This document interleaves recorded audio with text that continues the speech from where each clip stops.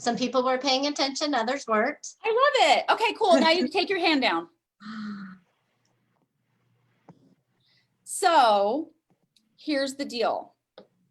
I've taught some classes before on Zoom, and I've gotten some feedback that I didn't answer all the questions. So not only can you raise your hand, you can post it in the chat, or you can unmute yourself and say, Julie, Julie, Julie, or you can do one of these things. I don't want anybody to say they didn't get their questions answered. I'm just not always going to see that your hand is raised or that you posted in the chat, okay? Especially because whenever Shane and I teach together, I mean, guys, I'm telling you, the stuff that goes on in the chat, people are just like, oh my gosh, they're amazing. I want to be like them. The chat gets full of so many compliments that sometimes we just can't find the questions. And we're also very humble. Okay, so let's get started. By the way, we're live streaming on Facebook, which means we're going to do our best to watch our potty mouths. So, did everybody get a copy of the materials? If you didn't, if you scroll to the top of the chat, Cassie has dropped a link in there that'll take you to a Google Drive, which will give you access to everything that we're going to cover today. Now, I will tell you that we're going to put stuff up on the screen, and this is a lot more fun if you can actually utilize the tools as we go. Fair? See. Thank you, Patty. I love it. All right, so I'm going to take some notes. Question. I know this is called a business planning class, so I get that. But I want to hear, what are your guys' goals? What do you want to get out of this in the next 2 hours? I want to make sure we nail it. Hey, Julie. Yep. Before we go on, just, yeah, thank you. I'm muted. I got your comment, Bridget. I'm on it. Thank you. I appreciate it. No idea what's happening, and that's okay. Oh, the link isn't on the chat. Oh, if you joined after, you don't get to see the chat before. Good point. You guys, Bridget, get out of here. Okay, so what do you guys want to get out of today?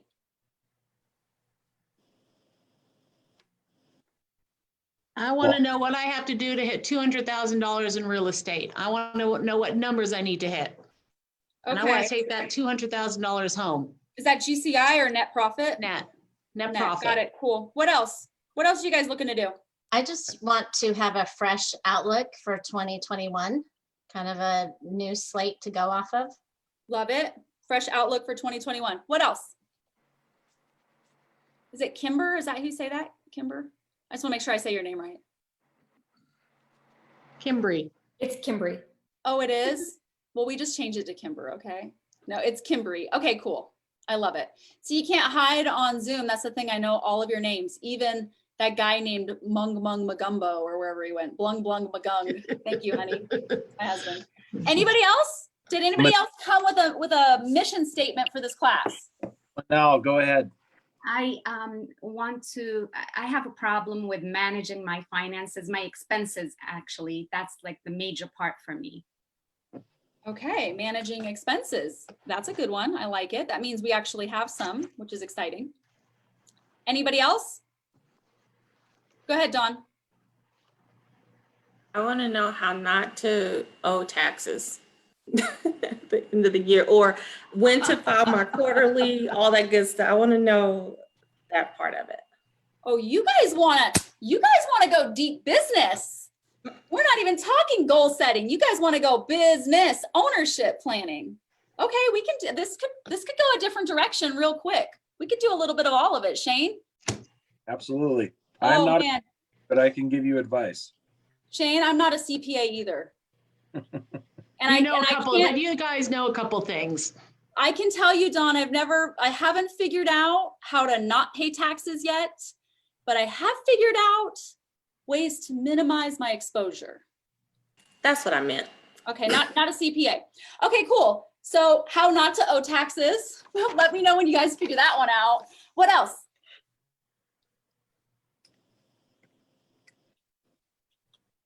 Yeah, Paul. Just like a spark in all my day-to-day activities and get my time blocking set so I know exactly the tangible numbers I need to hit. Oh, I love that. You're like the perfect plant. I love that. I love it. Anybody else? I like the word that he just used, spark, but I was going to use the word ignite. Okay.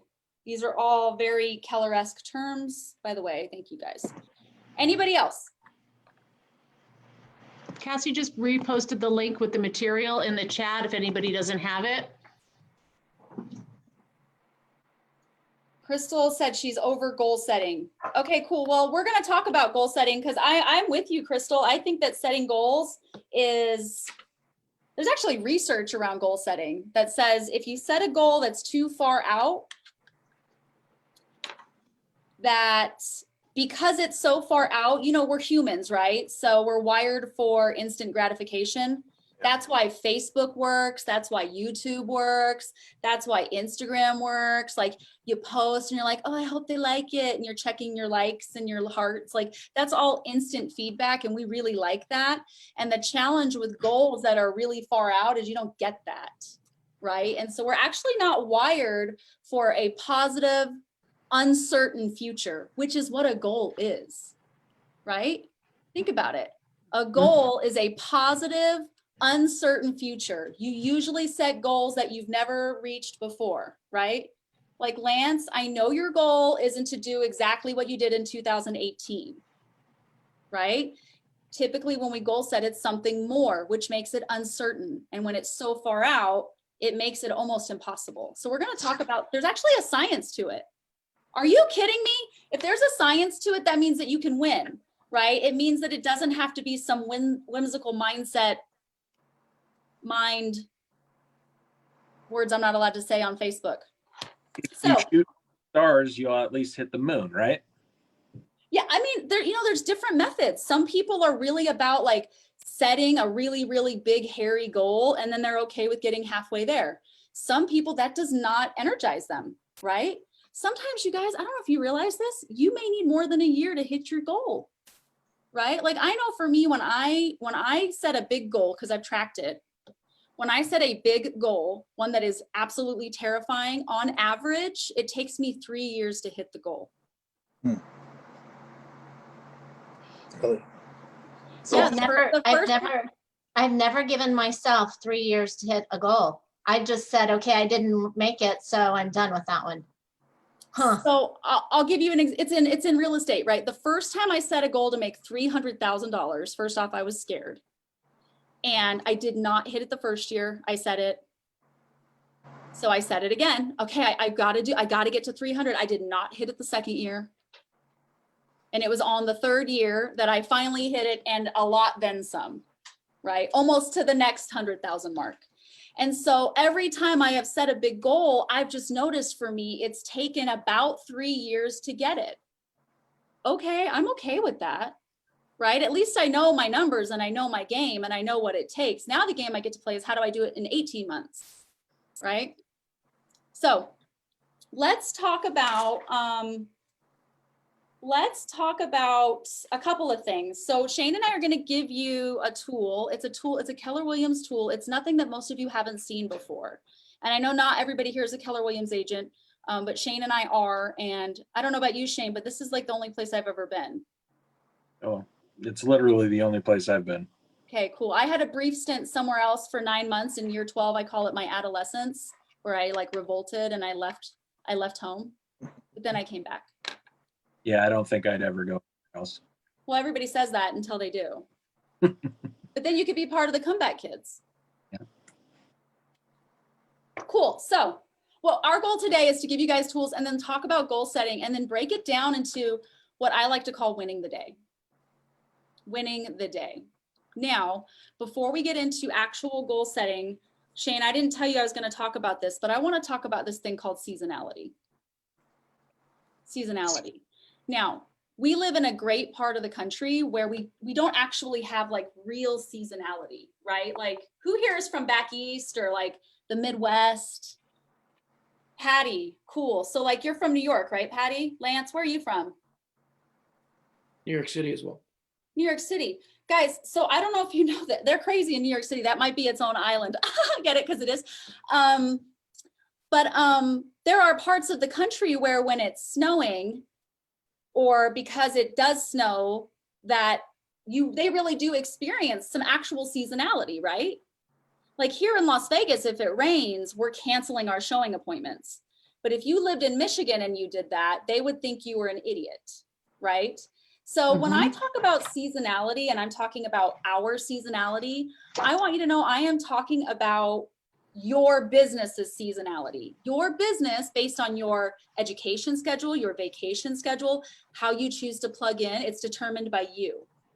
So the good news is we're not going to have a snowstorm that's going to take us out of business for 6 months or 3 months, but we do have some seasonality in our own businesses. Why do I bring that up? Because I'm going to give you the national average for seasonality and why it impacts your goal setting and why most of us never reach our goals. Are you ready? Write this down if you don't already have it written down somewhere because you've taken this class with me. Typically speaking, in the first quarter, before I give you these numbers, the reason I'm going to give you guys so many numbers is because I am a firm believer that if you understand the game you're playing, you can play better. And real estate is a game. And it's a fun game to play if you've got the right tools and you have the right expectations, right? Goal setting sucks, or not hitting the goal sucks when you have some sort of warped sense of what it looks like to win. So I'm going to give you guys the averages so that you know where you're at, okay? Now, Q1, let's play a game and say that this year Bridget's going to sell 100 homes. Cool, Bridget? I don't know what your goal is, but we're just going to say that's what it is. Bridget's selling 100 homes this year. Typically speaking, in the first quarter, Bridget will close 10% of her annual goal. Now, let's be real, guys. If your goal was 100 and you closed 10 deals in the first 3 months, how would you feel about your goal moving forward? Pretty crappy. Right? Need to pick it up. What do most of us do when we goal set? And then we break it down because everybody says chunk it down, chunk it down. So what do? You take your 100 and what do you do, Matt? He's on mute, right? I was on mute. Yeah. Well, as far as the lofty goal, try and put it down into smaller pieces that are easier to handle. Yeah, we usually say my goal is 100, so divide that by 12. Okay, cool. So I should do, that's 25 deals a quarter. Okay, perfect. So after Q1, when you've done 10, what is your belief around your goal? Can't do it. That you've fallen short. Yeah, they're like, there's no way I'm going to do this. So either you've already decided you're not going to make it, right? And when you don't believe you can make something, what happens to the way you show up every day? Right? So if you guys knew that on average, you're only going to do about 10% in the first quarter, you might act a little different when you actually hit 10%. Now, if you've been in the business for 2 or 3 years, you're going to go figure out your own business's seasonality. Cool. So we're not 10%. Eric and I are at about 17% in Q1. But we track our numbers and we know our seasonality. How do you figure that out? Go look at last year. You closed 50 deals. You did 7 of those in the first quarter. Cool. You're at about 12%. All of your quarters should equal 100. Does that make sense? So go figure yours out. We're at about 17. Now in Q2, if you're tracking average, you're going to close about 35% of your annual goal.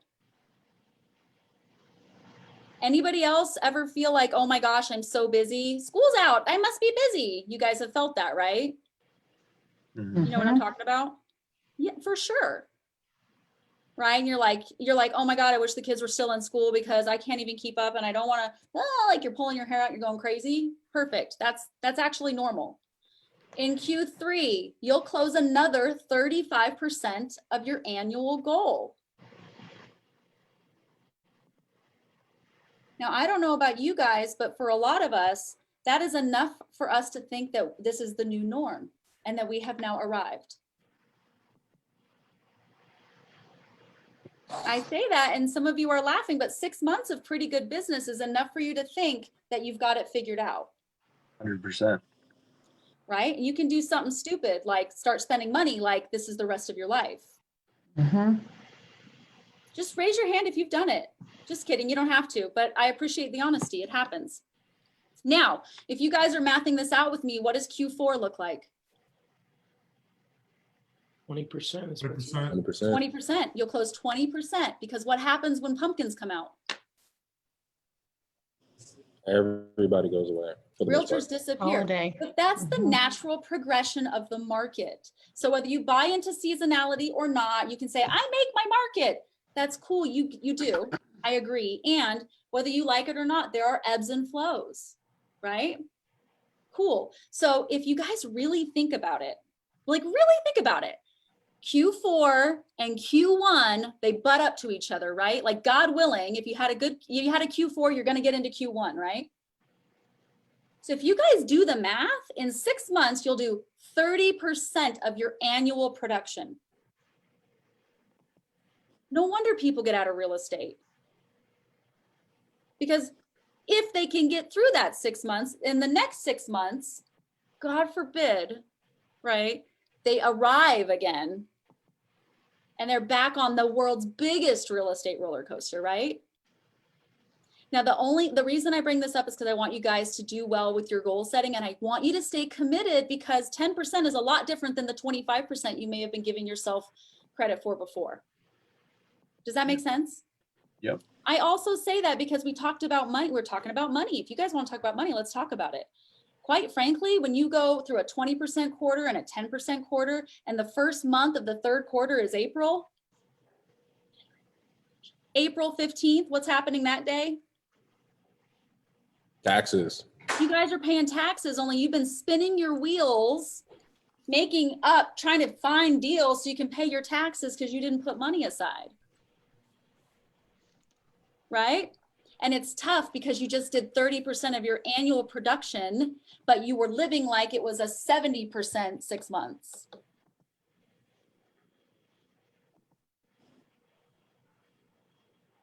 So just something to think about as we goal set and then as we track our numbers. Fair? What kind of questions do you guys have on that, if any? I just got to say the clarity around that is just when you think about those numbers. I know I've lived it not only in my real estate life and construction as well. You know that those months are coming, but psychologically they don't hit. When you prepare for it and see it in black and white, you go into those expecting it. I can see that will help me plan in the future. Yeah, it's about being a smart business owner, right? Like if it's hot, you guys, this too shall pass. If it sucks, you guys, this too shall pass. Right? The question is how prepped were you for it? And if you know the game you're playing, you can actually play and win. And that's all we're looking to do. Like it's no surprise, right? Patty, you know this. Come to January 5th, like people are falling off, not paying their dues. Guys, it's $600. Well, it's expensive if you're not doing business, but it's a requirement, right? It's expensive if you're not doing business. You're doing business. What a value add, right? To have MLS access and all the benefits of being part of the association. It's just poor planning. And what it is write this down because this is you guys. Me too. This is me too. This is are you ready for your official diagnosis? You are overly optimistic about the future and you suffer from short-term memory loss. And I hate to be the one to tell you that. Also, disclosure, not a doctor. But we do this crazy thing where we don't do our job for 4 months and then we have a good week and we forget that we shit the bed for 4 months, excuse my French, and we think we're back on track. Would you agree that it's a good idea to pay yourself a salary during that time to adjust yourself to a set salary? Oh, you want to go there with this? We can go there. Well, it would. Let's go there. I like it. Let's do it. Let's do it. I do want to make sure we get to the 135. So here's what I will say. Sure. Also, not a CPA or a tax advisor. I might even put it in the chat. Okay. So go talk to somebody that you trust with these things. We actually have a great guy that comes to our office or used to pre-COVID. Hey, was it Payman and Payman? Yeah, Jason Payan, Payam. Yeah. Man, I mean, that guy broke down the Good. LLC structure, file as an S corp like nobody I've ever met with do before. So do you want to pay yourself a salary? First off, I am a firm believer that at a certain point you need to become an LLC. if you're doing your job, that's probably fairly quickly, right? I think Jason would tell you, Jason from Payan would say it's around 60,000 a year or 40,000 a year. Jerome, is that right? Yeah, it was 60. Bridget, is it 40? So here's the Yeah, deal. Does 40. anybody know what the taxes is on self-employment, the self-employment tax? 15%. It's 15% right off the rip. And when you are an LLC, which if you're with our office and you want to become an LLC, it's very easy to do. You have to go get your LLC filed, right? You have to create it, and it has to be your name. Okay, whatever it is on your real estate license. So my loving husband is here. His LLC is Eric Heinen LLC. You want to make sure you change your life to that as well. After you set up your LLC, you go to your broker, you get a name change form. You go to the real estate division and you get it changed into your LLC. Your brokerage can only pay the name on your license, right? Correct. Perfect. And now your license number becomes S.50722.LLC, whatever it is. Cool? So that's number one. Then, guys, this is where a lot of people stop, and you can't stop here. You have to have your tax preparer, hopefully it's not yourself anymore, file as an S Corp. So you have to apply to be an S Corp.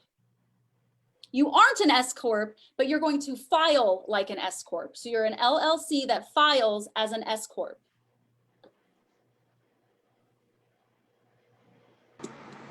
There's an echo. Do I have an echo when I talk? Someone's No. mic's on. Oh. Are you guys following me so far? Cool. Now, if you're going to file as an S Corp, now you need to pay yourself a salary. How you choose to do that is between you and your tax advisor. Okay, some people pay themselves once a year. Some people pay them, I pay myself every 2 weeks. I am happy to report that I do live off of the salary that I pay myself. To get the tax benefit, it has to flow through a payroll service, correct? You would be best suited to have it go through payroll because you need to pay FICO, you need to pay Social Security, you become an employee. You have a Mhm. quarterly filing. It's just a lot of, it's death by a lot of paper cuts, so to speak. I would leverage that out to somebody to do.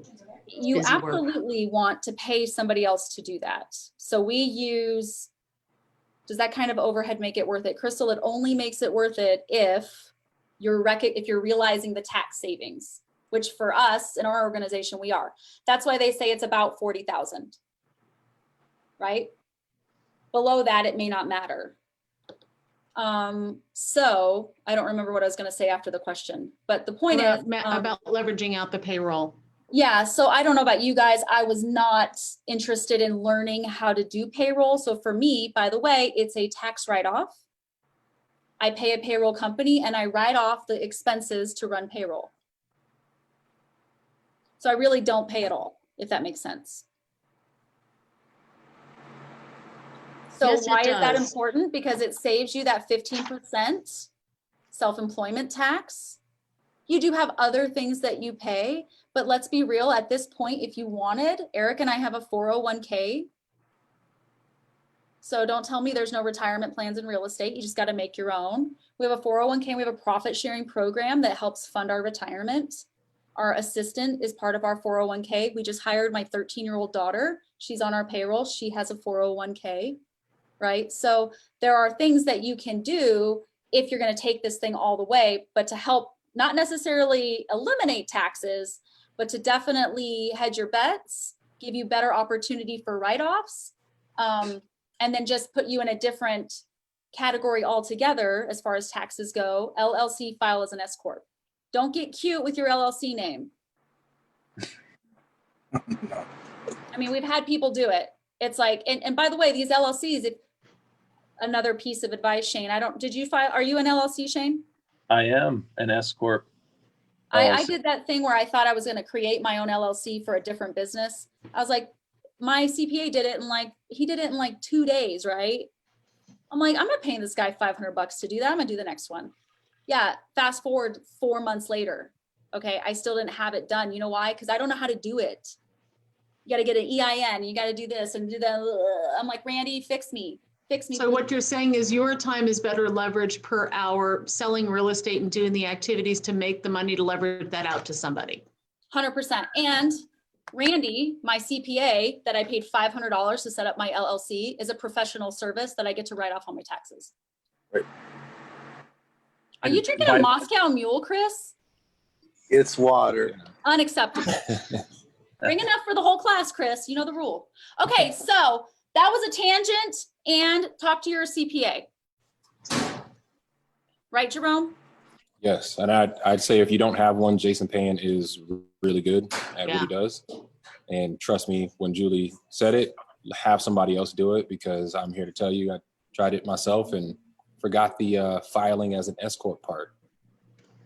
That was a lot more money I spent that year. So he basically set up an LLC and didn't get the benefits at all, right?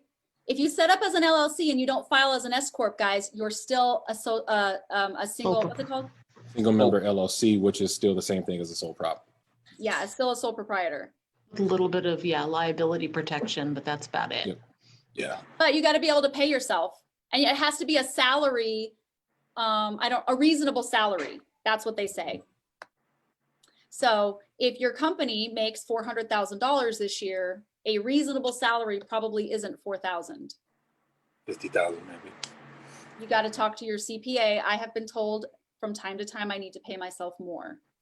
So I do. I've been told it's about 50-50. I don't pay myself near 50-50. No, I mean, I'm sorry. I'm thinking about distribution profits, 50 to salary. Keep in mind that you pay yourself a salary and then you can do owner distribution, right? So if I paid myself $50,000 this year, at the end of the year, I can choose, or whenever I want to, right? You can owner distribute monthly. I might just owner distribute $50,000 to myself at the end of the year. Mm-hmm. And then I might profit share the rest, whatever my profit is, with my company, which feeds into our 401k, which feeds into my retirement. Thank you, Jerome, for sharing Jason's info. Okay. Yeah, nice. All right, guys. So we're going to move on to the actual 135. Cool. So actually, Shane, why don't you start with, I'll bring it up. Why don't you start with the lead gen challenge? I'm going to pull it up. So if everybody pulls up that sheet. You guys see my desktop? Yeah. Cool. You want to go through this and look at all the different lead generation strategies and kind of mark down what applies to you, what you feel you would be good at doing or would be motivated to do. And then you just kind of go through all those, answer the questions. And by the end, you should have 3 solid top 3 lead generation strategies that you're going to apply. So we've got some new agents here, right? Like Bridget, I know that you already know the 3 things you're going to focus on. Is that safe to say? Right. But I know Crystal is on the phone or on the Zoom, and I know that she's new to real estate. So what she's going to do is, I know you haven't done all these, right? But I know that if I were to say, Dawn, for the rest of your career, you're doing open houses, you're doing 2 a week. Dawn, you have a visceral reaction, right? You're either like, okay, or there's no way, right? Whether you've done an open house or not. If I said, Dawn, you got to call for sale by owners. They're people that think they can sell their homes on their own. You got to call them every day. You're either going to be like, there's no way, or yeah, that sounds okay, right? If you asked me to do open houses for the rest of my life, I would be like, no way, I'm not doing them, right? But Dawn, you might like them. What's my point? Pick what you like. There's so many things that you can do in real estate. You might as well not hate your job. Make sense, you guys? So this is a tool. By the way, there's other things you can do in real estate, but these are the ones that most commonly come up. So you're going to literally do 1 column at a time, right? So open houses, ask myself, do I like the sound of this? And it says, listen to your gut. For me, that's a no. What about FSBOs? For me, that's an absolutely yes. Expired listings. If I said, Chris, you got to call people that failed to sell for the rest of your career. You're either like, yeah, I want to do that. Makes sense. They wanted to sell before, or you're going to say, no way, they're mean. I don't want to, right? If I said you got to door knock, there are people that love to door knock. Does that baffle anybody else? Raise your hand if you love to door knock. I actually do. There are people that love it. Guys, my dad built his entire career on door knocking. JC, he's been in business for 40 some years. He still has people he door knocked in 1981 that call him to do business with him. Did you know that, Lance? That's crazy. My dad was a door knocker. Cold calling. Who here loves to cold call? I do. I actually really like cold calling. What's a cold call? Call a total stranger and tell them you got somebody that wants to move into their neighborhood. Right? Paul, you cold call, right? Yeah. You were sharing some good cold call scripts with us this morning. I You're a do cold like caller. cold calling. This is one that I think is non-negotiable. I don't want to tell any of you how to run your business, but your have-mets or the people that you know, love, and trust, some people would call it their sphere of influence or their circle of influence, right? Your friends and your family. This is your number. This is typically for most of the people that I coach in the country, this is their number one source of business. Shane, do you know how much of it is of yours, your percentage? Yeah, I'm sitting at about 80%. So 80% of everything that Shane does, 80% of his business comes from the people that he already knows by way of them doing business or referrals. I've only coached 2 teams in my 10 years of coaching, 2 teams where sphere of influence wasn't their number one. And these were teams that were spending between $10,000 and $30,000 a month on internet leads. So they weren't working their sphere at all. They were looking for the next shiny object or the next lowest hanging fruit in a sea of fruit. I'm telling you, Shane, you can probably speak to this, best bang for your buck, right? Easiest business to generate. It's also the most ignored group of people. Yep. And some of us will actually get crazy enough when we find out someone in our sphere bought a house without us. Some of us will get crazy enough that we'll call them and yell at them. Shane, have you done that before? I haven't, but I see Eric in the background. He is here. Guys, Eric is my husband. All right, cool.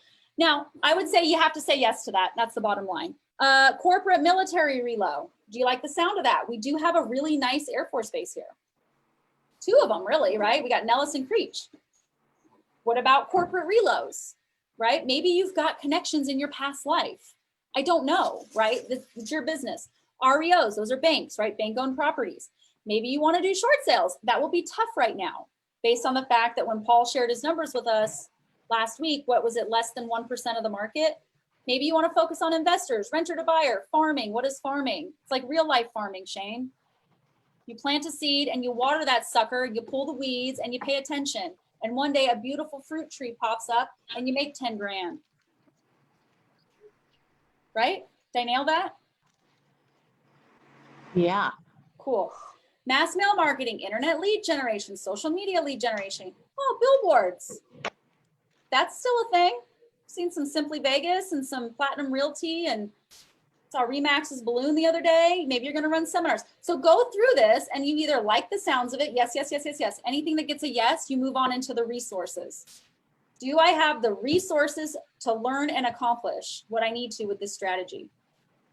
Resources are going to get real clear to you right around here. Print, billboard, and bench advertising. I can tell you that's going to be like 10 G's a month. Money is considered a resource. So if you don't have it, you're going to put no on that one. Personally, Shane and I are firm believers that we lead with revenue. Right, Shane? Right. I don't know how much money you spent marketing your first year in the business, but I didn't spend any. I also joined a team. Right? So if you have the resources, it gets moved to the next section. Now you get to ask the next question. Do I know the scripts or do I have the ability to learn the scripts? Do I have access to them? If you're in our office, guys, all you have to do is show up at 9:30 to scripts and role play and be an active participant. Come with a purpose, right? Yep. Yep. Easy peasy. Or I'm going to share something crazy. You could literally Google it and probably find just about anything you need. Write that down. Shut up. Google. Google. Google it. It's true. So true. Do you have a mentor? Okay, anything that you've got a yes, which almost on scripts is almost all gonna be yes. Do you have a mentor? Is there somebody that I can model? By the way, mentor, they don't even have to know that you're alive for you to be their mentor. A mentor is a one-way relationship. FYI, a coach is a two-way relationship, right? A mentor, like I like Tony Robbins, but he does not know me. He is a mentor of mine. I love Gary Vaynerchuk, but Gary does not know me. He is a mentor of mine, right? So go find somebody that's doing what you're doing and then go weasel your way into knowing everything about how they do it. And then you're going to narrow down your top 5 by 1, 2, 3, 4, 5, 1 being your favorite. And then you got to get to your 3. What are your top 3 lead generation sources? And if we're being real, it should really only be 2 because your sphere needs to make it all the way over. Any questions around that? Easy peasy, right? Now, I'm going to talk about the carve out, Shane, for solo agents versus team agents versus rainmakers. Yeah. You want to run with that or do you want me to? Yeah, for it. You want me to go for it? I'll go for it. Guys, Shane isn't feeling very well. I don't know if you know that. I might have. You may or may not have the 19. Yeah. So he's taking it slow today. We were supposed to meet yesterday and he's like, hey, I don't feel good. And I was like, I appreciate your responsibility. Thank you for telling me that. So we didn't meet. So let's talk about, there's 3 ways to go about this when we get into the 135. First off, let me tell you what a 135 stands for. 135 or GPS. You've heard it both ways, right? GPS. Remember in the old school days, you guys, where you'd get a GPS system in your car? Who remembers that? Yeah, and what did the GPS system do? It got you where you were going, just like your business plan. Do you get it? I think that's what they were thinking. So the 1 is the G, and that stands for goal. The P is the 3, and that stands for priorities. And the 5 is the S, and that stands for strategies. GPS, goals, priorities, strategies.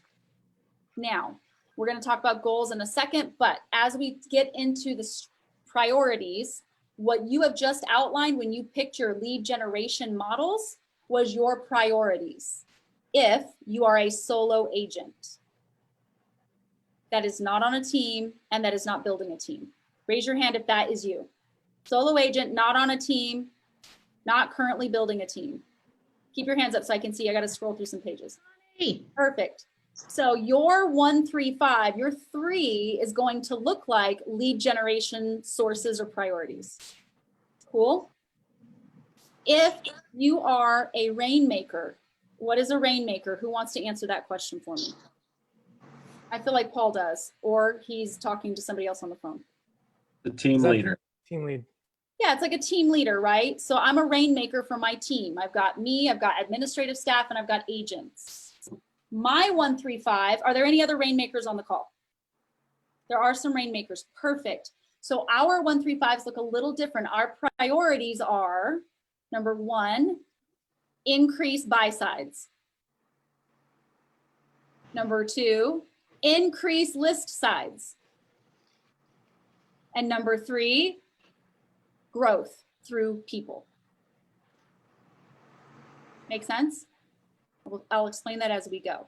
If you're a rainmaker and your goal is to go from 150 deals to 250 deals, you're going to do that through growing your listings, growing your buy sides, which means you've got to find more people. How are you going to do it? Make sense? Cool. Any team agents on the Zoom? I'm on a team. 1, 2, couple. Okay, cool. So if you're a team agent, depending on your team model, right?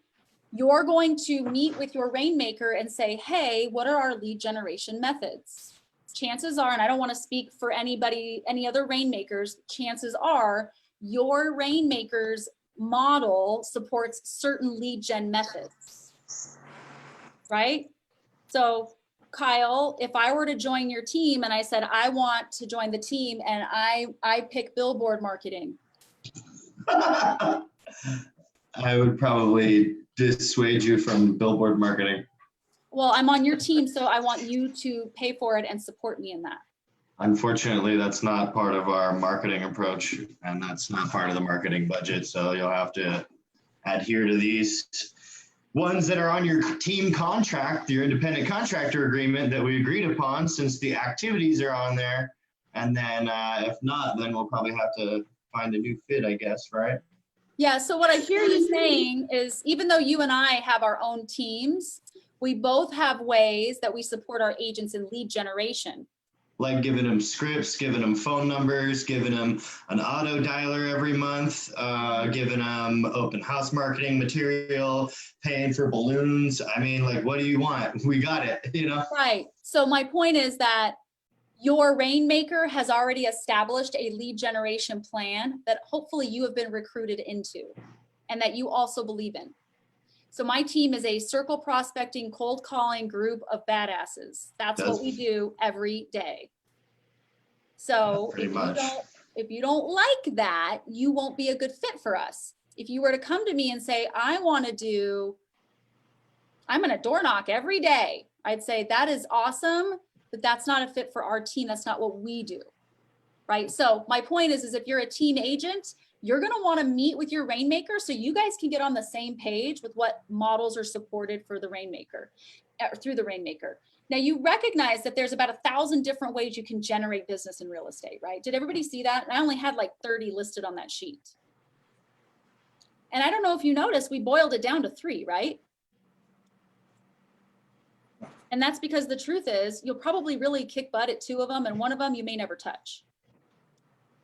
There's just not enough days in the week. And quite frankly, I saw him, Brandy, there's just not enough, you just don't have the bandwidth to get great at all of them, right?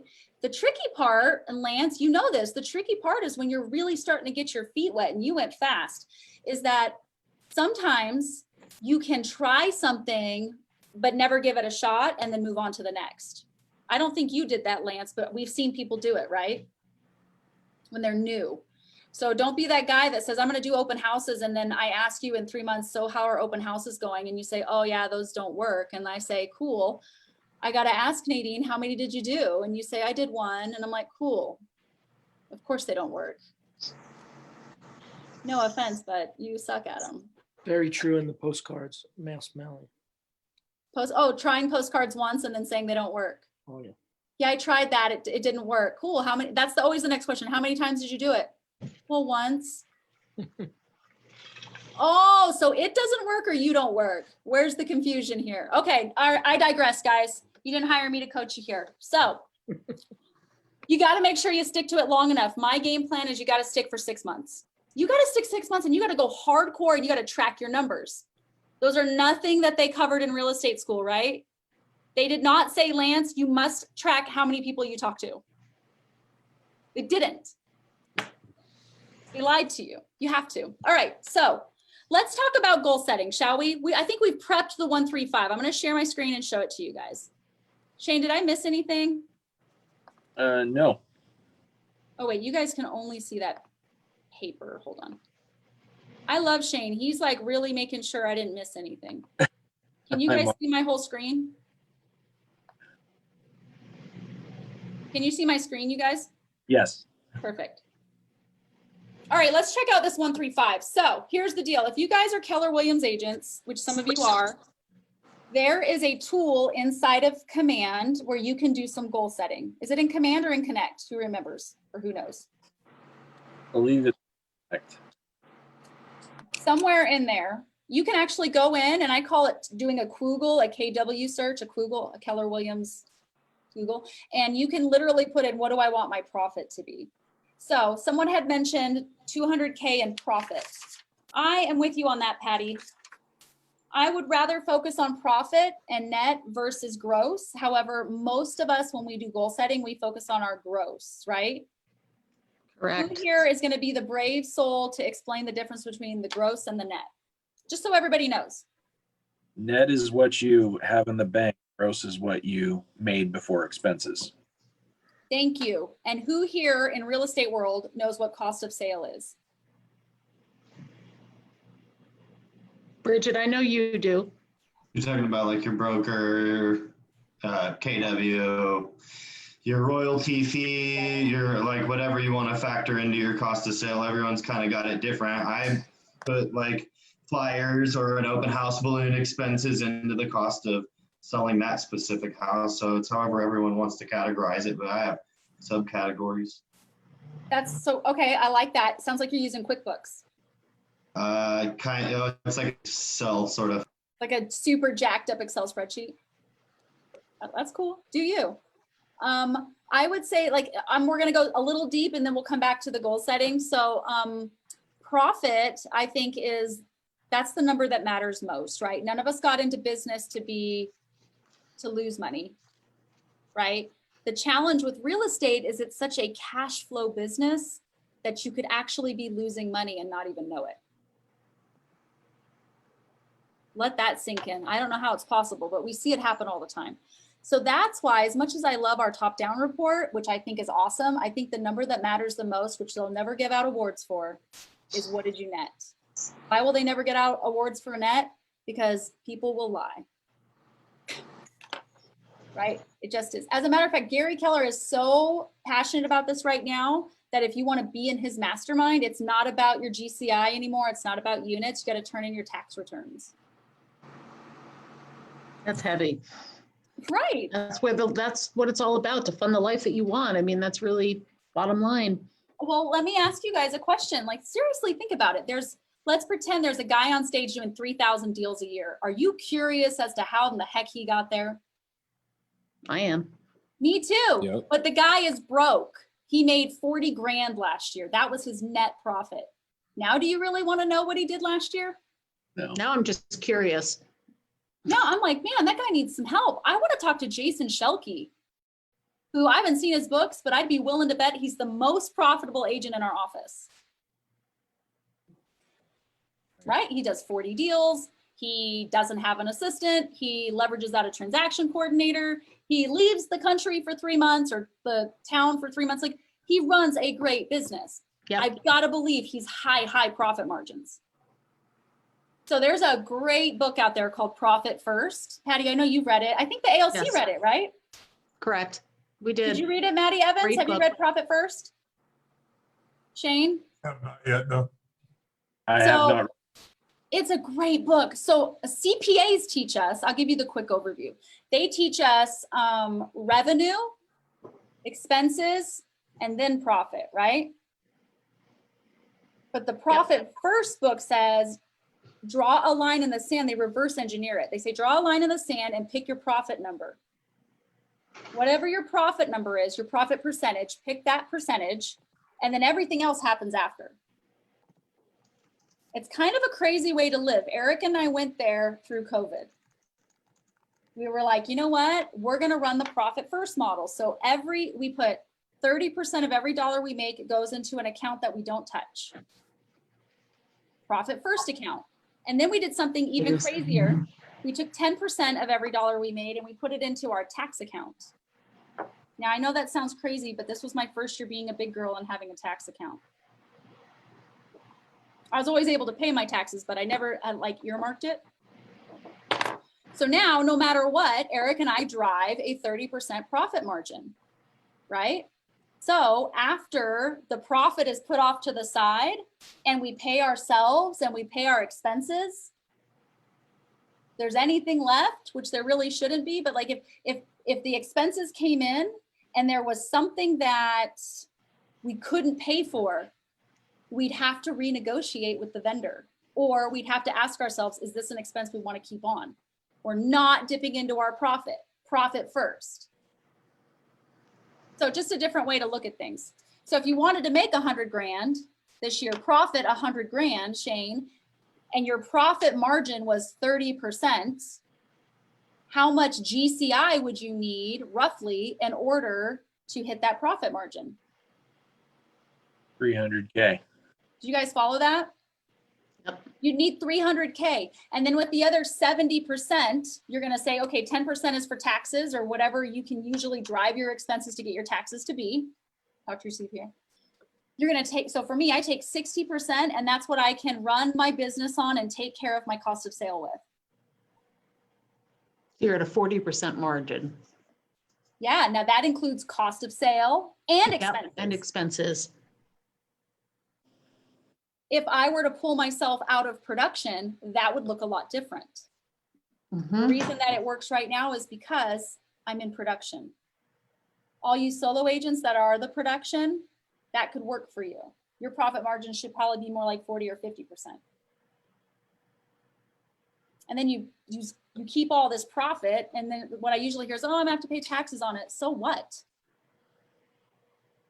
Duh, when you get to a certain dollar amount, earmark your dollar amount. When I get to 100K in my profit first account, I go buy an investment property, right? Or whatever you want to do. So that's just a little tangent. By the way, it's 2 o'clock. So if you guys need a little break, go take one, but we're going to keep moving. Is that all right with everybody? Cool. All right. So inside of Connect, there is a calculator where you can literally go plug in your profit, and you can plug in your conversion ratios, right? And you can literally figure out if you want a profit of this much, then you've got to have this much in GCI. And then it'll break it down into what Keller Williams would call the 4 conversations, right? So profit is a conversation, or GCI. Then that means how many closings annually. And for me to get X amount of closings, how many listing appointments do I need to go on, and how many do I need to take? I'm going to give you guys some ratios if you're fairly new in the business, okay? So you can kind of guesstimate. I also think there are 2 conversations that happen outside of the 4, but I don't want to belabor it too much. So if the average for, I'm going to use cold calling numbers. Is that fair? Because that's what I know. We're just going to start at the top. These are the worst numbers in the business, right, Kyle? Worst numbers in the biz. I'm going to stop sharing so I can see all your faces. So here's what I know to be true. If we're cold calling, for every 100 people that we talk to, we will add 7 of those people into our database. 7 of those people. So I'll talk to 100, I'll add 7. For every 7 people we add into our database, we will set 1 appointment. So just to bookend it, if you're cold calling, which is the easiest, fastest way to talk to people in real estate, for every 100 people you talk to, you'll set 1 appointment. So what does that mean, guys? Don't beat yourself up. If you call all day and you talk to 30 people and you don't set an appointment, right? That goes back to know the game you're playing. Now, if you were calling for sale by owners and you talked to 30 of them and didn't set an appointment, what's our problem? Skill set. Skill set, script. You're probably just not asking for the appointment at that point. You call your sphere, you should get something out of 30 conversations with your sphere, right? So the point is, it's source dependent, but if you don't do enough to know what your numbers look like, you'll always feel like real estate's unpredictable. You got to do enough to figure out your math equation. Otherwise, real estate will always be unpredictable for you. I say, people are like, I don't know why you do commission only. I could never do that. I got to get a check every 2 weeks. And I'm over here like, what? Why would you wait that long? I could get a check every day in real estate. If you know your math equation, right? It's not magic, it's math. Okay, so 100 people, add 7, set 1 appointment. Okay, our appointment show up ratio. Now we track it per agent because it's different per agent, but on average, about half of the appointments will show up. By the way, these numbers also apply to internet lead stuff. Half will show up. So the leads don't suck, you guys. They're just doing what they do. Half will show up. Of the ones that show up, half of those will do business with us.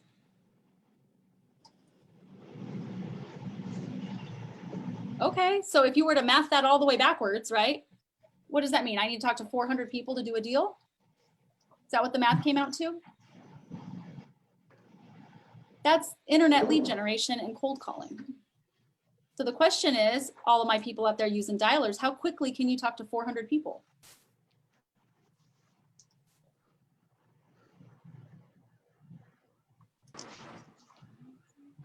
A lot I'll give you a faster hint. with the dialer.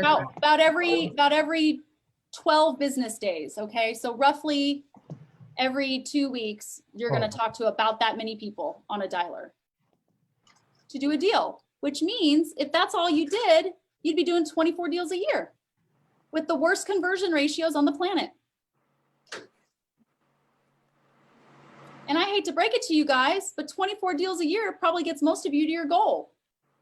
What's our average commission right now? 9 grand? How much, Maddie? In our office, it's 9 grand. 9 grand? What's 24 times 9? 182, just over 200,000, right? Okay, cool. What's my profit goal? 30% of that? But you guys get where I'm going, right? You don't like that number? Want to make more? What? Kyle, you got a question? Oh, you want to make more? Cool. Do something besides cold calling. Increase your skill set. Show up to role play every day. It's not magic, it's math. Track how many times you asked for the appointment. Right? That's the worst conversion. Now, you guys know most people won't do 24 deals a year, right? Why not? It's really become hard. impatient. This is Yeah, really it takes hard, time. you guys. This is really hard. Okay, let's be real. This is not the funnest thing you're gonna do all day. Talk to total strangers who tell you to F off. Their brother's a realtor and they hate you. Like, it's not fun, but is it? I don't know. I could handle it for 200 G's a year for 2 hours a day. Are you kidding? It's better than dropping off iced teas on the strip where they fired me because COVID. Shut up, dude. Where else can you work your butt off for 2 or 3 hours a day and make a multiple 6-figure income? It's just insane. So you don't even have to be good at it. You don't even have to be good. You don't even have to know what to say. All you have to do is pick up the phone. Are you guys not jacked about real estate? Are you kidding me?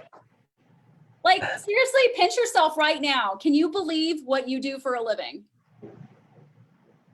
I get so excited about it. I just could almost cry. Like, it's unbelievable. All right, so that's goal setting. Goal setting. Now, if you don't want to make that much money, just do less. Cool.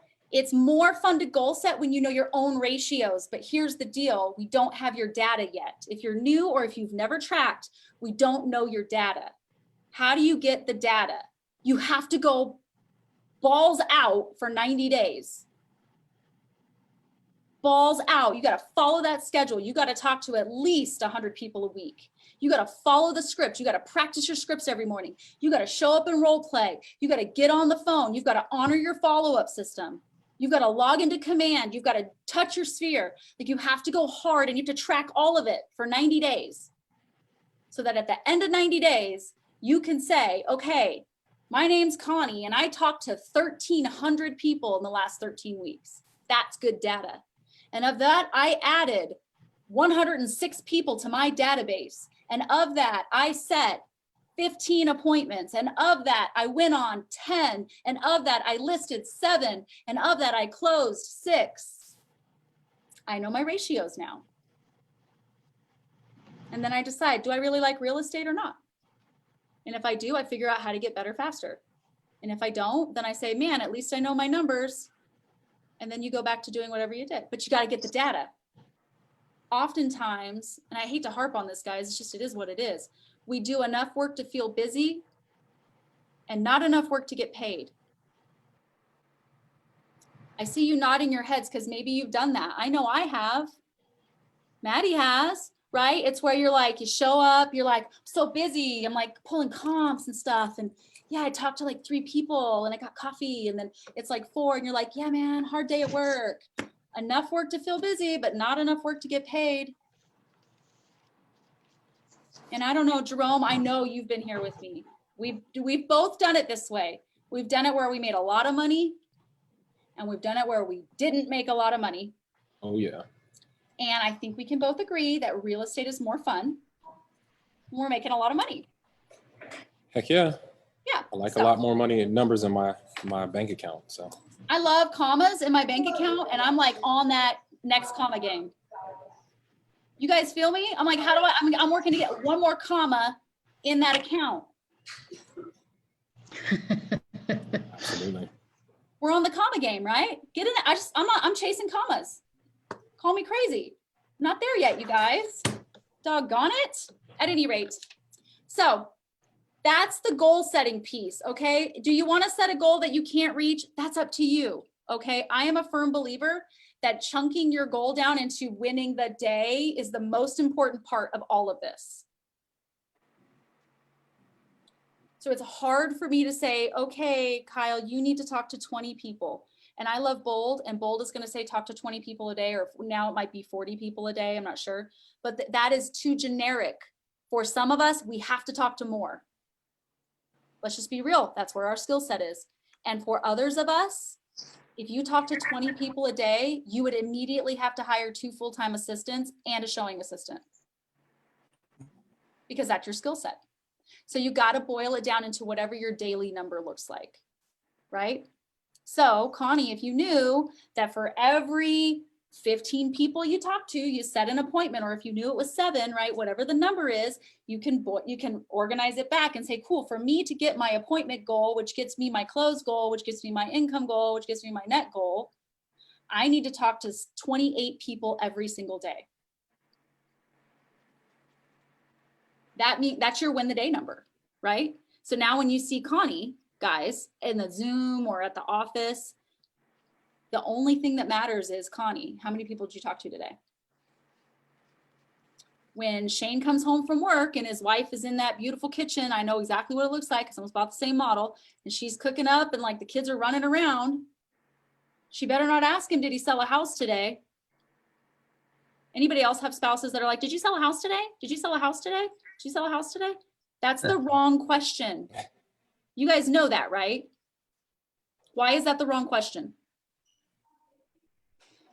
You're not going to sell a house every day. Since everybody's on mute, unless your goal is 365 houses a year, that is not the right question. As a matter of fact, we just established that 24 would be a win, right? 24 is less than 10% of days in the year. Your significant other will think you're a loser. Did you set an appointment today is a more accurate question. Is that yours? Did you set an appointment? If that's your goal, if that's what it takes for you, right? Mine is, how many people did you talk to today?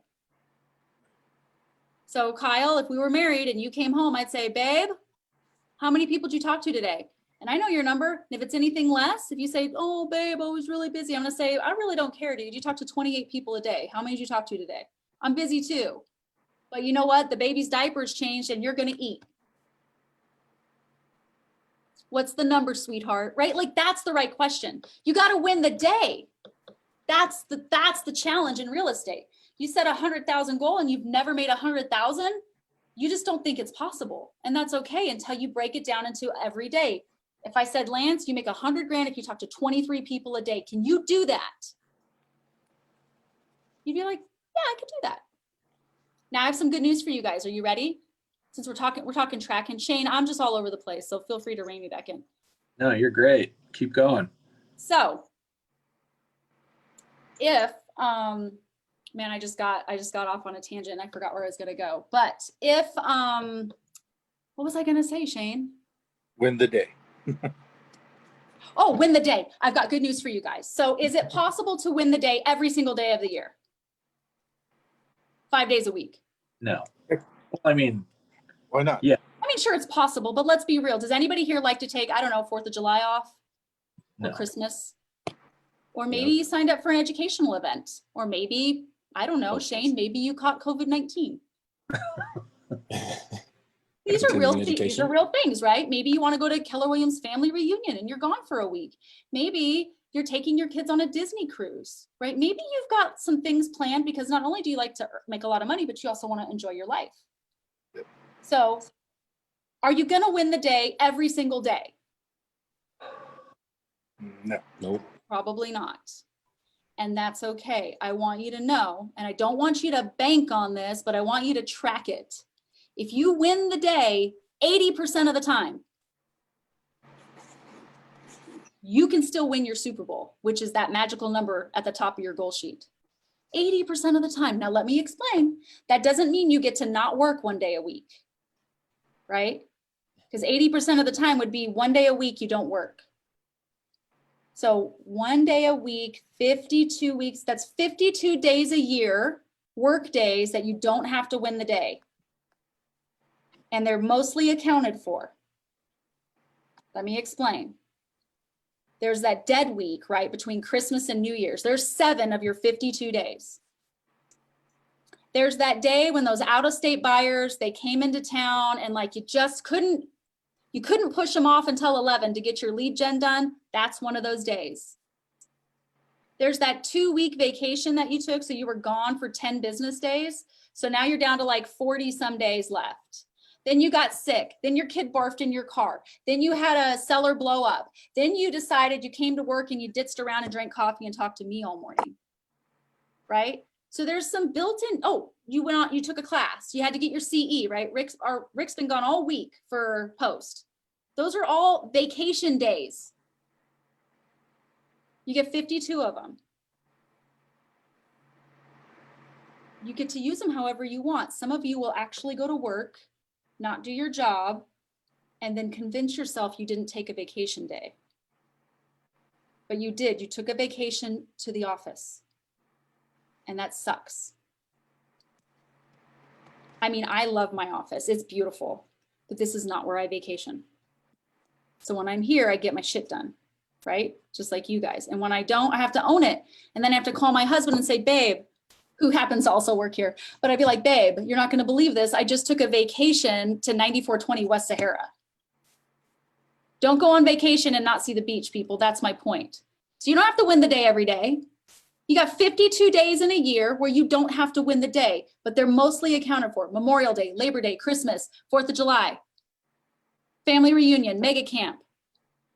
I want to go to a really kick-ass class. I signed up for an event. I'm going on vacation. I want to go to my kids' school play. It's at 9 in the morning. They're accounted for. Make sense? What's that? Oh, Kyle put that up, a lead gen tracker. All right, so let's get back into this 135. Our business plan to succeed.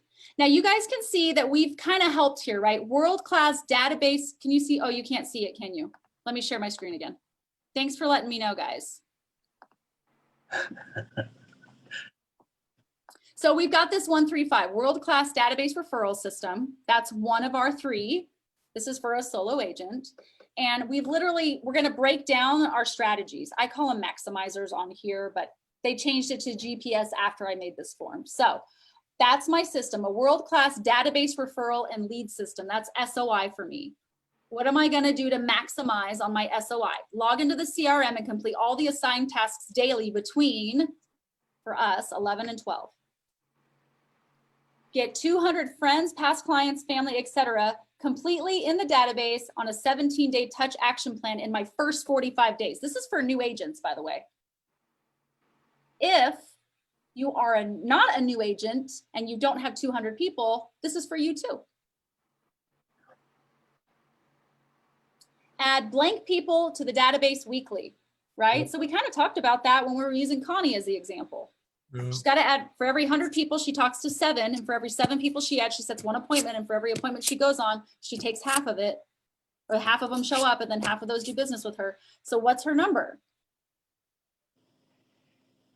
Right, on our team, you've got to add 10 people a week into the database to qualify for leads on our team. Create initiate your monthly mailing, your newsletter, your happy grasshopper. By the way, Command makes it really, really easy. There's this thing called monthly neighborhood nurture. You just need a mailing address, right? And all of your people can be getting your market snapshot with your information on their house. So that's all in Command. Then you're going to break down your other 2 lead gen sources. So maybe it's for sale by owners. So maybe you're going to have a world-class blue ribbon, first place for sale by owner lead conversion system. Right? That's one of your priorities. Cool. What are the 5 things I'm going to do to maximize on it? I am going to make sure I talk to 5 for sale by owners a day, no matter what. There's no, oh, there were no FSBOs today. That's bullshit. Your goal doesn't care. Sorry, excuse my language. Don't excuse my language. You guys know I cuss. Number 2, every FSBO that I talk to goes into my lead follow-up system, right? Whatever your maximizers are gonna be, you gotta think about it. And I know you're new and I know you don't know. Some of the best business plans I've ever seen have come out of brand new agents who didn't know what to do. That's why you're so dang dangerous. That's why you're our biggest competition, new agents, because you don't know what to do, which means you've got creativity on your side. You haven't had somebody like me telling you for 2 years, this is how you got to do it. Right? Absolutely. There are some proven systems, but don't buy into that I'm new BS, because that is what makes you so valuable to the industry. Makes me want to be new again. And then you're going to do that again for your 3rd strategy. Cool. And then if you're feeling extra froggy, you're going to write down, what does success mean to you? And I would encourage you to go deep with this stuff. This can be as surface level as you want it to be, but the more you really focus on it, I mean, we're talking about your lives, right? Did anybody get into real estate so that they could be less successful? Hold on, I need to see you guys. Did anybody get in here so they could be less successful than they were before? Just want to make sure. Did anybody get in here to be stressed out all the time and want to completely jump off a cliff? I didn't think so. So, but we'll do that. You'll end up wanting to do that if you don't get really clear on what you're doing. Right, Kyle? You know, that's a knowing laugh. Kyle, that's a knowing laugh. So that's a business plan to succeed. Now, if you want to get really, really crazy, you guys, you will take the maximizers or those strategies, those 5s, and you will plug it into your calendar. Right? So if on there I said I was going to call my sphere of influence every day between 11 and 12, you guys, if you logged into our calendar, it would say 11, it's on our board. Between 11 and 12, we talk to our top 100 and our past clients in our sphere. That's the only way this stuff's going to get done. Don't be that guy that writes this awesome business plan. You spend 2 hours on it. You spray it with your man cologne, right? And then it goes into the drawer and you're like, oh, I did write a business plan, right? So you've got to take the extra step and plug these things into your calendar. Then you've got to be a woman or a man of your word, and you've got to follow your calendar. You really want to reach your goals. If you really want to cement it, you will keep that in front of you and you will read it out loud every day before you start your day. Right? You'll say, my name is Julie, and I read my affirmations, and I get super jacked, and then I read my future focus or my goal or my 135. Because it's easy to forget if you don't remind yourself every day. Why? Because it's a positive, uncertain future. And we're just not wired to go get it. We just aren't.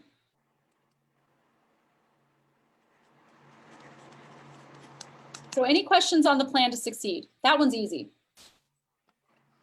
Right? Everybody gets jacked up about that. Like, oh, business plan to succeed. Because you guys have all done it before. I'm going to make an offer. Shane and I are going to make an offer. But here's the deal. Shane and I don't have any tolerance for people who don't take responsibility. Not that any of you guys are like that here. Shane's talking to somebody else.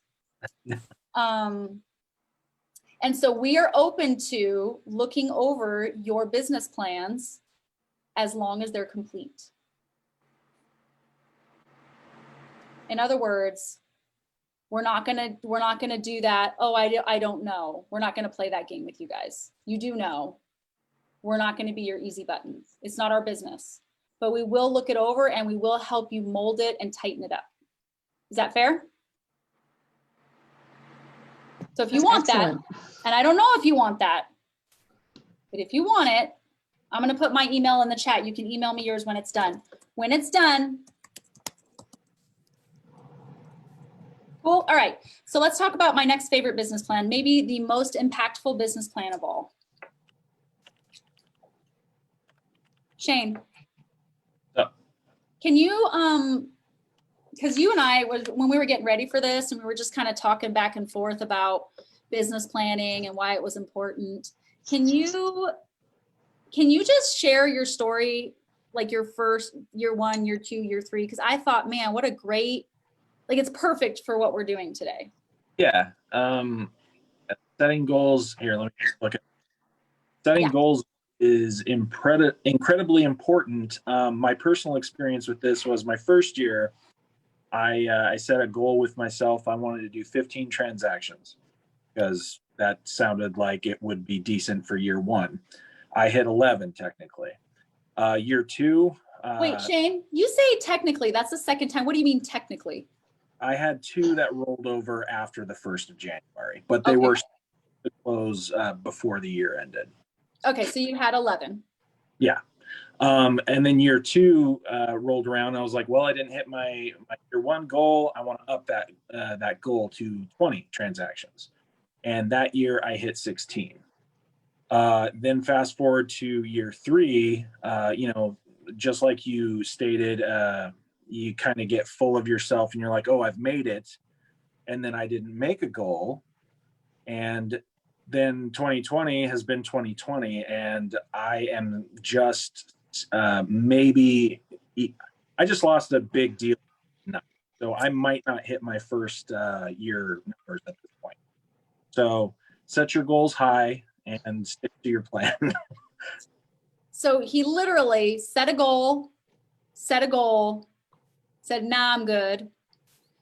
And Shane is open to sharing that. There are plenty of people that wouldn't tell you that.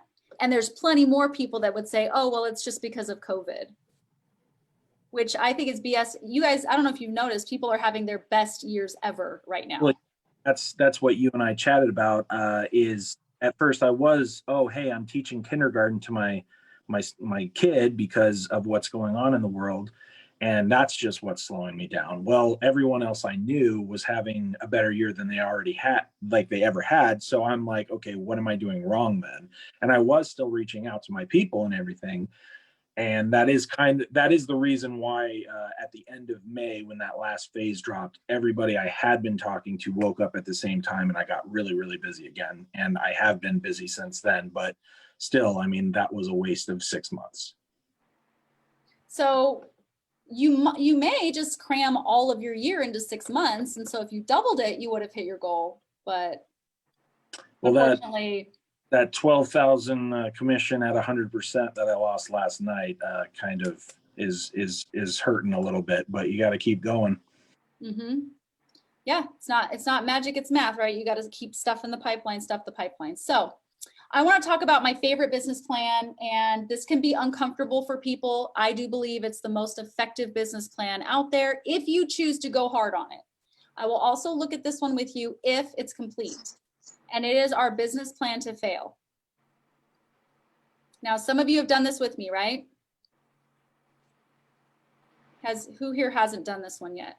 I've done this with you. This isn't my original idea, you guys. I just was so impacted by it that I thought, oh, I have to tell everybody about it. So are you sharing? Huh? You sharing your screen? No, do you want me to? Oh, I thought you were. No, I'm not sharing it. Basically, what you'll do is you'll take the 135 that's been sent to you, and you're going to use that one, but you're going to take out all the pre-typed in stuff, okay? So you're going to have a little bit of tech savviness in that you're going to have to create that document again. Easy peasy, or I don't care, write it on a piece of paper. But let's talk about the business plan to fail. So has anybody else, or is it just me and Shane, ever set a goal and not reached it? Raise your hand. Just want to make sure. Oh, okay, cool. Thank you, Keller Williams. They're going to drop an empty one for us. An empty one into you texted me privately, but I'm telling everybody what you're saying. Okay, so I have 2, by the way. And when you really start to get introspective and you start to kind of look at yourself and analyze your life and analyze your actions and analyze your mindset, anybody else do that stuff? Or am I just like the super weirdo? Bridget, I know you for sure do. We all do, right? And what you'll start to discover is that we all have natural patterns, right? You have your patterns, I have my patterns. And if you were to look back at your failures or even your successes, there were things that showed up for you time and time again that stopped you from reaching your destination. So we're gonna focus on those things because they pop up. And if you've never thought about them, you're gonna think about them now. So when we look at the one of the failed business plan, it is not obviously a goal, but it is a failed dream. It's a failed dream. So you're gonna have to take some notes, okay? Failed dream. I'm gonna share with you mine from, I don't know what year it was. It was several years ago. I had set my goal to make $300,000. I had never made that much money in my life, okay? In a year. I'd never done that. And this was as a productivity coach. And so I set the goal to make 300K. And because I had never made that much money, I want you guys to know, like, I was cool. I could live off of 75 grand a year. 150 grand, we were sitting high on the hog, right? Like, that was good for us. And so you can imagine, and maybe you have felt this way, like, I didn't need 300,000, right? Which meant my kids didn't need me to make 300,000. There was nothing in my life that was bad that I needed to make 300,000. And I certainly, I want to give you guys permission. Like they say, find your big why. I certainly didn't need to go make money for my kids' sake, right? Like, my big why is my kids. My kids are fine, right? My kids need mommy to give them hugs and kisses and make them chicken soup when they don't feel good and read them books. They don't need mommy to make $300,000 at the time. Now they do. No, I'm kidding. They don't. But the point is that when I was looking at my failed dream, I had to get really raw. And the failed dream wasn't that I let my kids down, because they don't need that shit, right? They don't. So I had to look and look and look. What you've got to do is you've got to take your current situation and you've got to make it so dang painful. You'll do anything to get out of it. We are wired to move away from pain. So I had to do some digging, and here's what I discovered. You guys know I have a husband, right? He's really cool. Is he still on here? Maybe, maybe not. What a lot of people don't know is that my husband has 2 children that live in Atlanta. They're twins. He's here with me. He does not see them a lot. Now, when I started productivity coaching, guys, Eric had gone and started waiting tables at Caesar's Palace. I'm giving you a lot of information. At Caesar's Palace, and he made great money there. Okay, he was making like 80K a year serving hot chocolates, frozen hot chocolates at Serendipity. This was not his dream job, but damn, he was good at it. While I was out there building this productivity coaching program, Eric was my boyfriend at the time. And this man worked his ass off, and my kids went to private school. I had a month where I made $100. It was a February. I made $100. Eric paid our rent, paid my kids' private school, put food on the table, paid my car payment, and never bitched about any of it. And I am not the kind of girl that likes to get help. Anybody else like that? Super independent. I got it. Leave me, like, I can do this. And Eric was like, just so giving. And he did whatever it took without complaining so that I could build a program. And I built that program. And we were making about 100K a year. And I was like, babe, you can stop waiting tables whenever you want. I got us. But we still weren't at a point where he could go home to Atlanta anytime that he wanted, because tickets are like $400. And that adds up. Plus you got to get a place to stay. Plus you got to rent a car. Plus you got to hang out with it was like, $1,000 every time he was going to go. And we weren't there yet, you guys. And I said to myself, Julie, are you going to be the reason that Eric doesn't have a relationship with his children? Because you have all of the power to change it. All you have to do is stick to the plan. You get to 300, he gets to know his kids, and they never forget who their dad is. There's no reason we can't afford a $400 plane ticket. That, you guys, for me, was a kick in the face. Does that make sense? Like, I had to go there. And so every day that I didn't do my job, could you imagine if I had to call Eric and say, hey, babe, so I didn't call agents not at the company. I didn't work on conversion ratios with my agents that were failing. I didn't make sure that Nick got on the phone. I didn't grow the program. you know, I got insecure and I was scared and I was sabotaging myself. So that's why you don't get to go see the kids. Like, I would never make that call, but we make that call all the time. That's my point. Until you actually put it in writing, you make that choice all the time. So it's not about the money, not to sound cliche, but it's like, what does that money do for you? And it's probably not about changing your current lifestyle as much as it is, what are you going to be able to give to somebody who can't give it right now? Does that make sense? Like, I just couldn't be the reason he didn't know his kids. And I owned it. And so that was my failed dream. And this is probably the first time I've talked about it and not cried. And I came close, but the good news is that he can go anytime he wants, except for COVID, right? So we got it, we made it. But that was way more motivating, you guys, than I'm gonna make $300,000 this year. Yep. You know what I mean? And I've heard That's that before, and you did cry. So well, because it's emotional. yes. And I Because it's cried, real. I cried for you and me right now, for both of us. So you Yeah. you gotta go there. And sometimes you need help getting there. So sometimes you need somebody to come in and dig deep into your heart and mess you up a little bit so that you can create that situation. I know it sounds ugly, guys. That's the way we're wired. Okay? That creates that drive. I wasn't gonna let that happen. Now, guess what? Once you get there, you got to figure it out again, right? You got to figure it out again. This is ongoing because you're ongoing. Now, that's the failed dream. The 3, let's go there. These are 3 things that get in your way. These are the 3 things that come up for you over and over again in your life when you are sold out on something and you don't make it. Right? Like when you signed up for that MLM and you were like, I'm going to sell more video phones than anybody I know. I'm going to sell all the face lotion. I'm going to retire from whatever, Nexium or whatever people are doing these days, right? Or is that the cult one? The point is, you tried something and you gave up, right? What got in the way? Why are there some people making it and you're not, right? What gets in your way? Now, I want to help you with this a little bit. These are some things that I see, though they don't have to be yours. I see procrastination. Julie, that's the first one I wrote down. Procrastination, perfect. Write it down. This will become powerful if you choose to use it. Procrastination is a big one for a lot of us. Guys, it's 10:15 and you still haven't started your lead generation. That's procrastination.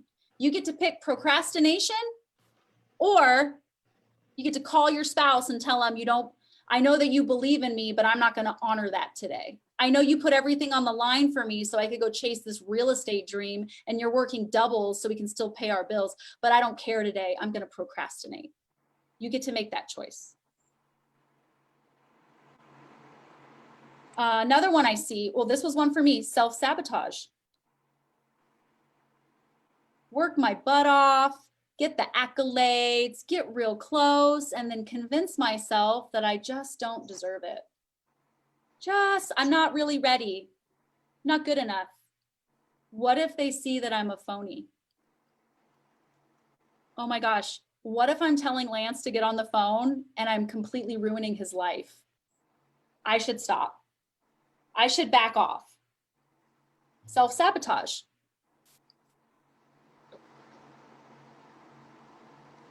Fear of success, fear of failure. I hear people say time management. There's no such thing as time management. You guys have heard me say this, right? There's no such thing as time management. There's only self-management within an allotted time frame. You either manage yourself or you don't.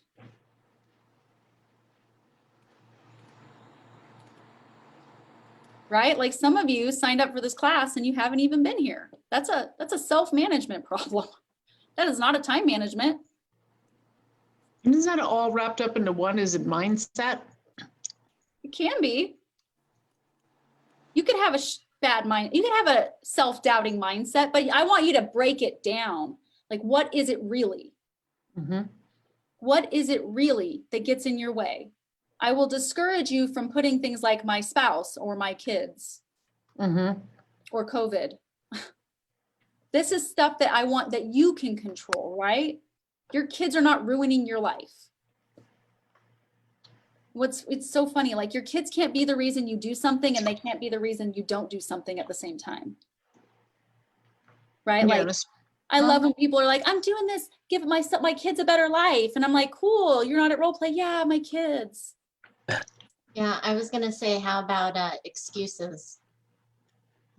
Excuses. If Wow. you're an excuse maker, cool. I currently struggle with making excuses.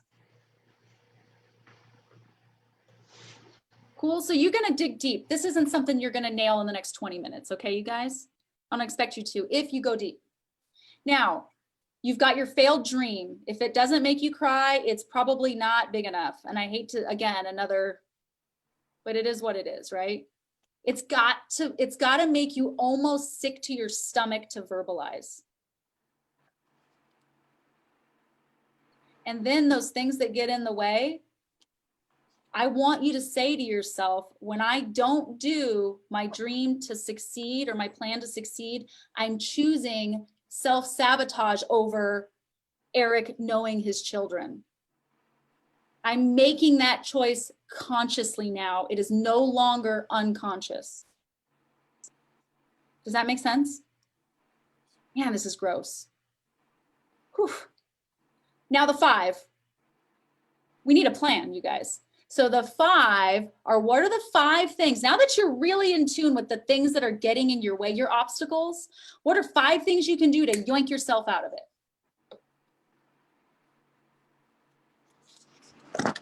Right? So when I am getting really, really close to hitting something or to nailing something, and I start doing that thing I do where I'm like, well, it's okay if you don't get it. You know, you can always get it next year. There's people that are better. You're not really qualified. What if, like I start doing that thing I do? Oh, I start talking myself out of it. And, you know, instead of going harder to finish, I'm embarrassed to admit that, right? When that starts to happen, guys, I'm so freaking aware of it at this point, and I've got my 5 things that get me out of that. One of them is I have to look at my vision board, which is also on my phone. Look at my vision board. Julie, you're self-sabotaging. Look at your vision board. I cannot look at that thing and not be jacked up about the future. I cannot choose self-sabotage over everything on that vision board. It's not possible. Right? It's silly, right? But like, we're mental. All of us are mental.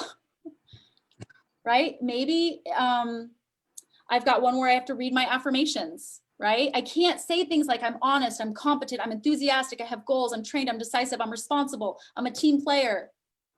I work with the best people in the business. All my clients run better businesses and have better lives because they've worked with me. I can't say those things and then be like, yeah, you're a loser, forget it.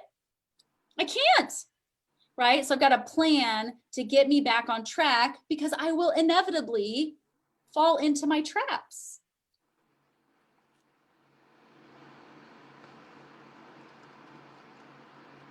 So what are your bailouts? What are your, I call them, they yoink me out, right? They skip my mindset a little bit so I can get back to what matters. Maybe you got to call Jerome, right? And say, Jerome, I'm doing that thing I'm doing. And he's going to tell me what I need to hear because I set him up to help me out.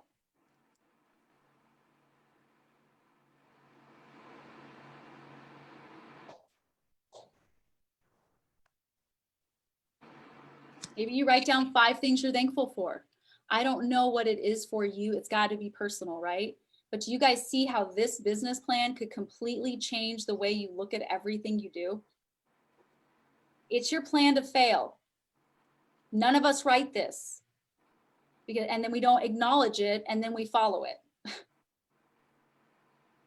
It's easier to follow your plan to fail that you didn't write than it is to follow the plan to succeed that you did write. You write both of these plans out and you set a reminder on your phone for 5 o'clock or 6 o'clock, whatever time you stop every day. You set a little reminder on your phone, and don't ever let it become like, don't become numb to it, right? It's like the appointment with yourself. It's the most important 4 minutes of your day you'll ever spend with yourself. That phone rings, it goes, which business plan did you follow today? And you get to answer, did I follow my plan to succeed, or did I follow my plan to fail? Because you're following one of them every day.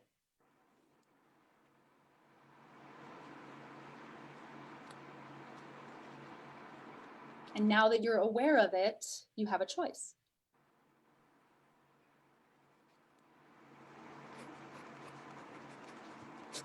So, what kinds of questions do you guys have?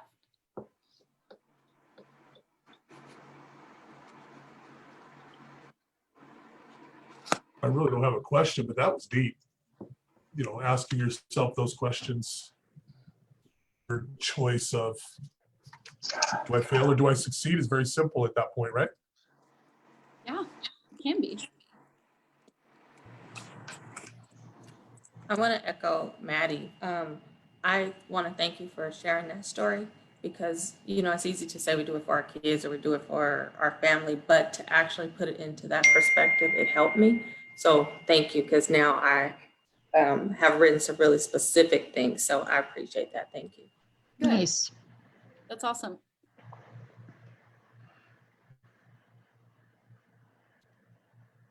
Yeah, I want to say thank you. I want to go throw up now. Good. Yeah. It's actually good. Like having like a physical reaction that will move you. Right?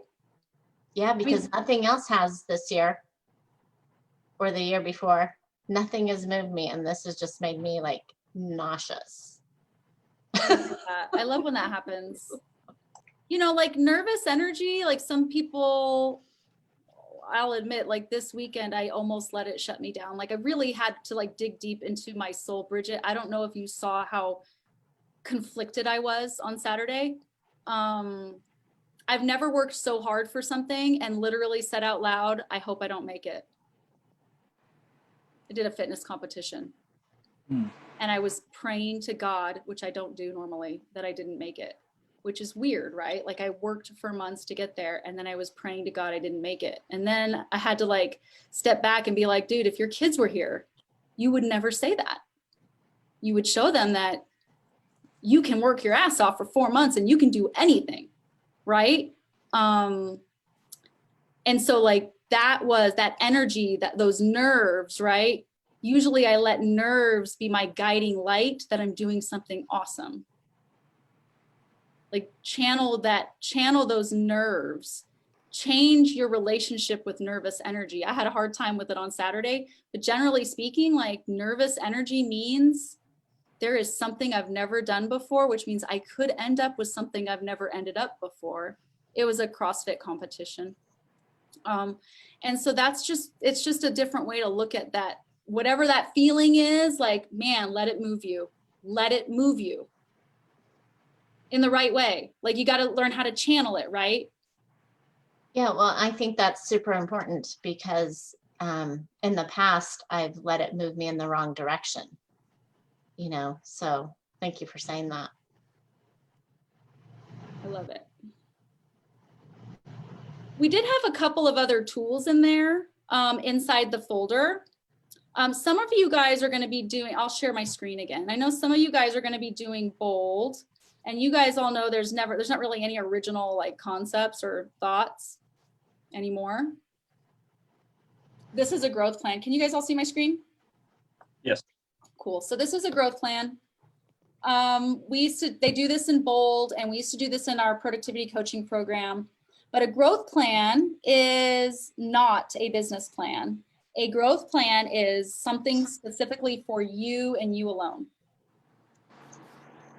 So Growth plans they go one of two ways. They're either really easy or they're really hard. It just depends on your personality.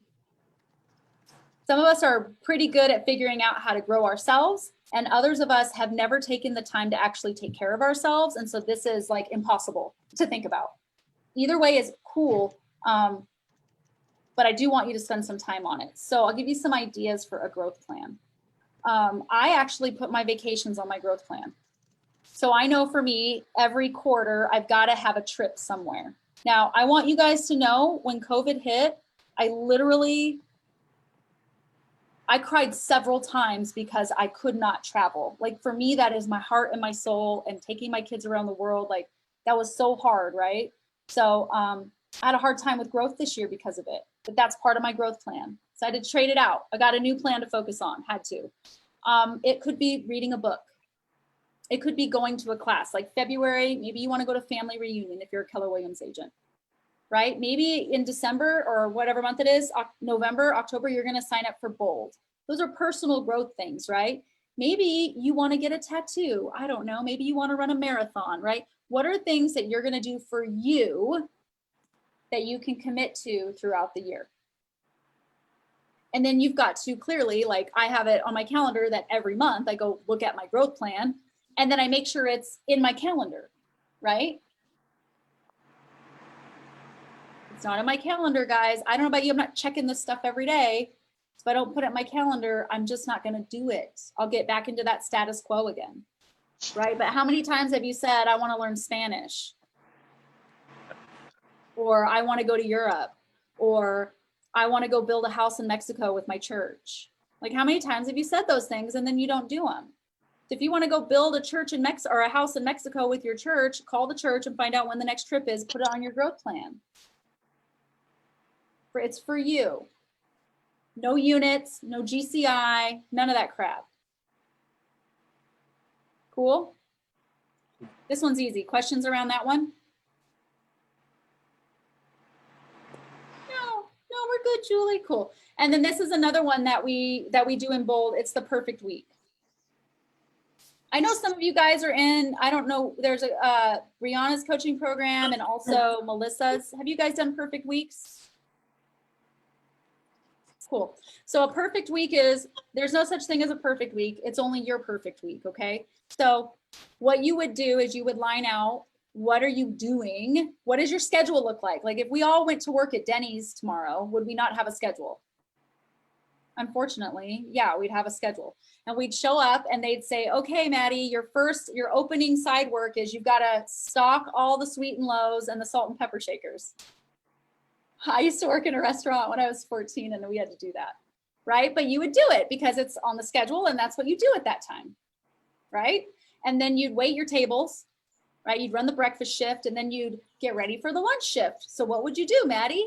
Well, you take the syrup off the table, you put the ketchups and the mustards on the table, you clean the tops of the ketchups, blah, blah, blah, blah, blah, blah, right? Oh, it's time for your closing duties. What do? You roll the silverware, you wipe down the high chairs. I mean, I don't know, whatever you do. The point is, when somebody else is telling you what to do, you're usually pretty damn good at it.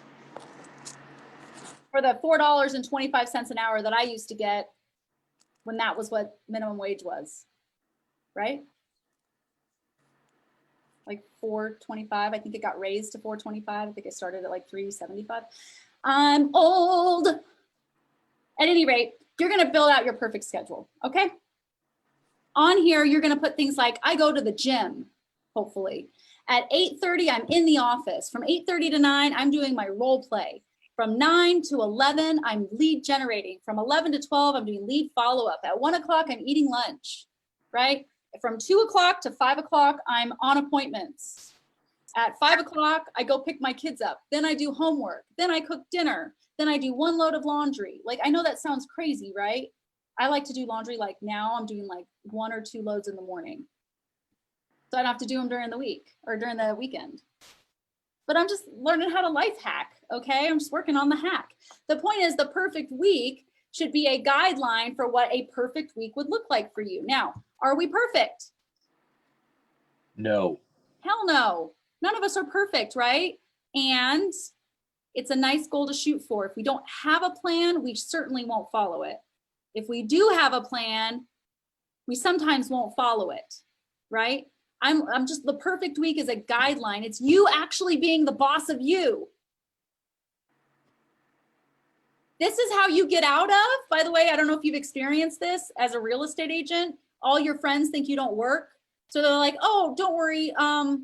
Julie, you can pick all the kids up from carpool because you know you're just a real estate agent. I'm like, no, I'm not just a real estate agent.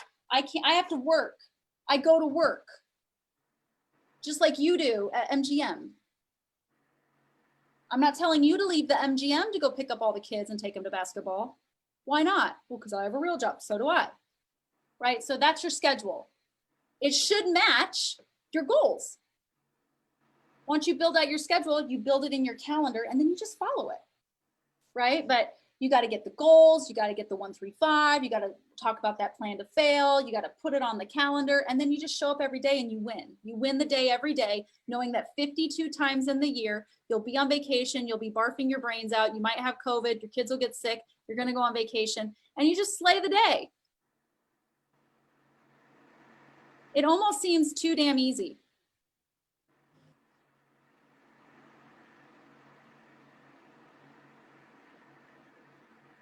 I do know Lance Sherman is killing it right now. Yeah, he is. Right? Here's my dilemma, Julie. I have a real shot of hitting my goals from 2020, but I don't want to take away, my family day. You know, so it's like, I'm at this crossroads now where do I put the pedal to the metal and work 6.5 days a week and hit my goal, or chill out, work 5 days a week and hit 95% of my goal. And that's kind of where I'm at right now. I think you have to have a meeting with your family. Yeah.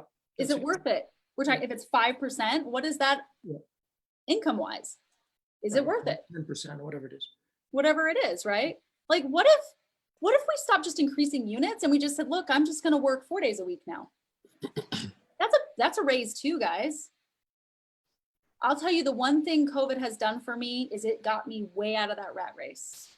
It completely changed my mindset around the rat race. Everybody else, you guys feeling that? Yes. I'm telling you what, being home with my kids and doing the school thing with them, I love that. I love that. Or raise the average sales price and then have to do less units. That also is. I'm like, I told Eric, babe, we can't travel. We're buying a cabin. He said, really? Yes, really, we're doing it. My goal was by next year. We did it already. We're buying a cabin. You know why? And I'm not working Fridays anymore. That's it. I'm done. I'm working 4 days a week. We're going to make the same or more amount of money. And we're going to go live our life in Utah on the weekends.